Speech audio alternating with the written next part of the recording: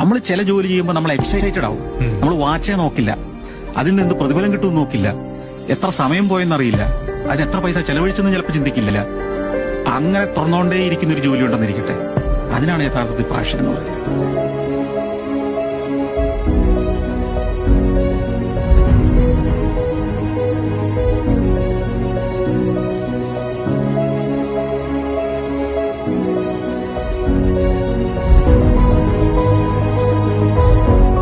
നമ്മൾ ചില ജോലി ചെയ്യുമ്പോൾ നമ്മൾ എക്സൈറ്റഡ് ആവും.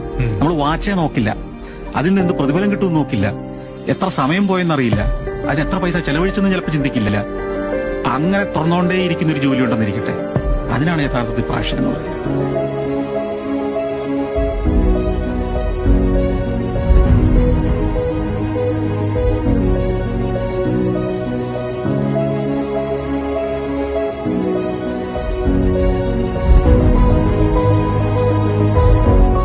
നമ്മൾ ചില ജോലി ചെയ്യുമ്പോൾ നമ്മൾ എക്സൈറ്റഡ് ആവും.